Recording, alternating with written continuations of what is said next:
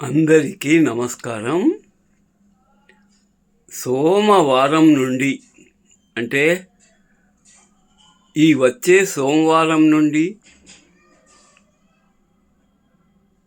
శ్రీ బసవన్న teaching vlogs అనేటువంటి నా 2వ ఛానల్లో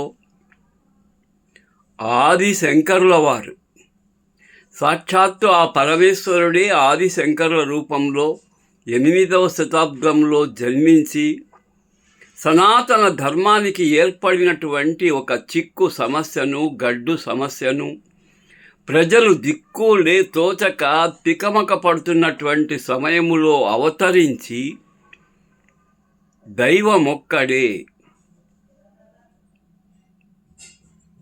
జీవాత్మ పరమాత్మ రెండు ఒక్కటే అనే ద్వైత సిద్ధాంతాన్ని స్థాపించి ప్రచారం చేసి ఆ సేతు హిమాలయ పర్యంతము కాలినడకన తిరిగి అనేక నూతన దేవాలయాలు నిర్మించి అనేక దేవాలయాల్లో శ్రీచక్రాన్ని ప్రతిష్ఠించి 4 పీఠాలు స్థాపించి ధర్మాన్ని పునఃస్థాపితం చేసి 32 ఏండ్ల అతి చిన్న వయసులోనే శివైక్యం పొందారు ఆదిశంకర్ల వారు.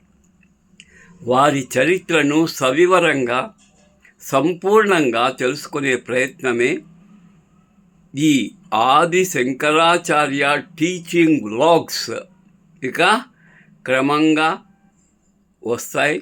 అందరూ కూడా శ్రద్ధగా విని ఆదిశంకరుల యొక్క ఆ కారణ జన్ములైన ఆదిశంకరుల యొక్క మాతృభక్తి, పితృభక్తి, దైవభక్తి, సనాతన ధర్మం మీద ఆయనకున్న గౌరవము తెలుసుకునే ప్రయత్నం చేద్దాం.